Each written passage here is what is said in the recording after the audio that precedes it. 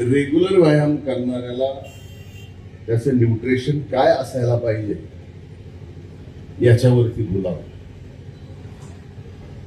मला वाटलं किरणचा गैरसमज झालाय. मुंबईला, पुण्याला, संभाजीनगरला, नाशिकला न्यूट्रिशनचे प्रॉपर जिम करणाऱ्याचे वेगवेगळे डॉक्टर असतील.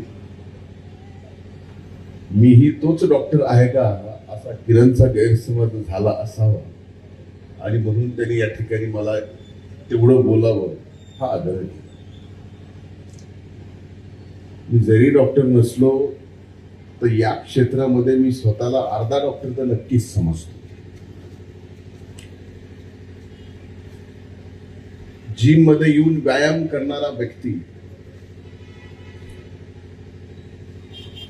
सिरियसली जर तो व्यायाम करत असेल तर नक्कीच त्याला एक वेगळ्या न्यूट्रिशनची गरज असते, वेगळ्या डाएटची गरज असते आणि ते वेगळं डाएट, ते न्यूट्रिशन आणि त्याच्यासोबत वेगळ्या प्रोटीनची सुद्धा गरज असते.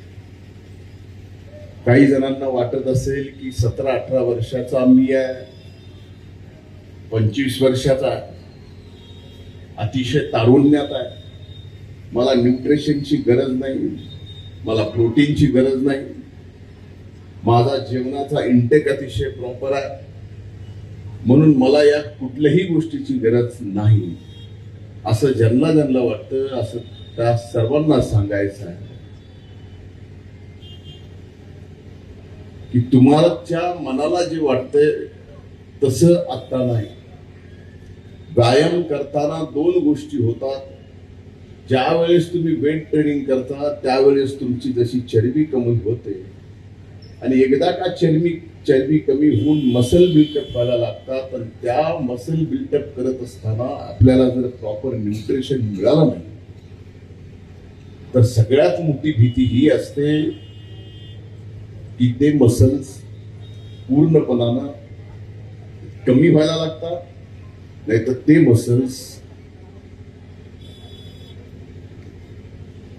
म्हणजे त्या मासावरती मग ज्याला आपण मसल टियर म्हणतो, ह्या सगळ्या गोष्टी जर प्रॉपर न्यूट्रिशन आणि प्रोटीन नाही घेतलं तर त्याचा परिणाम त्या गोष्टीवर होतो. मी स्वतः जिम करतोय, बऱ्यापैकी मी स्वतः वजन माझं कमी केलंय. असंही सर्व क्षेत्रातलं आपलं वजन कमी झालं होतं, पण येणारा काळ आपला आणि त्या काळात आपण अतिशय चांगलं फिट राहायला पाहिजे यासाठी मी आता जिम करतो. कारण मागच्या 1-1.5 वर्षामध्ये माझ्या जीवातल्या जिवलग सहकार्याने सुद्धा मला भेटल्यावर एकच प्रश्न विचारावा की भाऊ तब्येत कशी आहे. मी ते ऐकून एवढं परेशान झालो होतो की मी म्हटलं आता आपण आपला चमत्कार दाखवावा लागेल. जिम करतोय, कामाच्या व्यापामुळे कधीतरी कमी जास्त होत आहे, पण वकील साहेब एक सभा आपल्याला अशी करायची आहे की ज्या सभेत मी भाषण करणार नाही, तर या वयात सुद्धा आपण शारीरिक किती सदृढ आहेत याच्यासाठी सभेला आलेल्या लोकांना आपलं शर्ट काढून दाखवायचं आहे की माझी तब्येत कशी आहे. तुम्ही विचारलं की माझी तब्येत अशी आहे एवढं दाखवायचं. जय हिंद, जय महाराष्ट्र. मी ज्यावेळेस जिम चालू केली माझा स्वतःचा अनुभव सांगतो. मी वयाच्या म्हणजे वर्गाच्या 8वी पासून हनुमान व्यायाम शाळेत अविनाश गवळी आणि मी सायकलवर जायचो. तिथपासून मी माझ्या व्यायामाची सुरुवात केली. त्या हनुमान व्यायाम शाळेतल्या कुस्तीच्या हौदात मी कुस्ती सुद्धा खेळली. त्यानंतर पुण्याला असताना जिम करायचो, इथं असताना जिम करायचो. आता तर जिम करत असताना स्वतःला ज्यावेळेस आपण पाहतो त्यावेळेस आता मी जीवनात जे मला कधी जमलं नाही ते आता मला जमायला लागले की जिम करत असताना आपण आपल्याकडे ज्या वेळेस पाहतो आरशामध्ये त्यावेळेस आपल्याला आपल्यावरती प्रेम होतं. आणि माझ्या बाबतीत का घडलं, पूर्वी कधी काळी मी जो व्यायाम काढलेला आहे त्यावेळेस जे माझे मसल बनले ते आता परत लवकर मसल दिसायला लागले.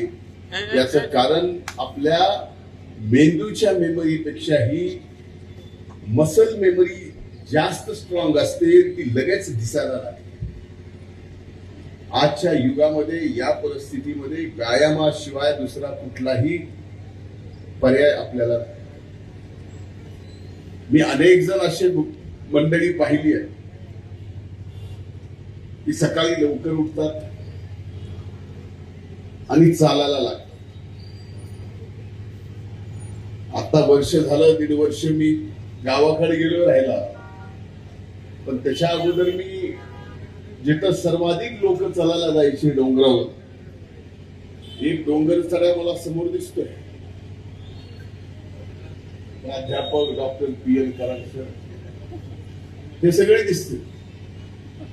आता मी अनेक जण असे पाहिले की ज्यांची साईज पहिल्या दिवशी ज्यावेळेस त्यांनी चालायला चालू केला डोंगर, तिथपासून 2 वर्ष तो इंचभर बी कमी नाही, जास्तीच सोडून द्या. पण ह्या चालल्याने नेमका फरक काय पडला, तर फरक एकच पडत असतो, आपल्या मध्ये एक पॉझिटिव्ह जेल तयार करण्याची क्षमता हे चालणं गरजेचं. आणि ते पॉझिटिव्ह जेल आपल्यासाठी फार आवश्यक आहे. एक पाणी जेल म्हणजे काय मी सांगतोय, एक असं पाणी पॉझिटिव्ह तयार होतं ते आपल्याला पॉझिटिव्ह विचार करायला, पॉझिटिव्ह बोलायला, पॉझिटिव्ह सगळ्या गोष्टी पॉझिटिव्ह करायला. पण मी अनेक जण असे पाहिले की सकाळी वॉक करायला जातायत आणि जाता जाता त्यांना हृदयविकाराचा झटका येतो आणि हॉस्पिटलमध्ये जाईपर्यंत त्याचा मृत्यू होतो. ही परिणित अनेक उदाहरणं घडले. याचा अर्थ फक्त आपण चालतोय, हे कार्डिओ करतोय, या कार्डिओमुळे आपलं हृदय अतिशय चांगलं राहतं असा समज कुणामध्ये असेल तर काढून टाका.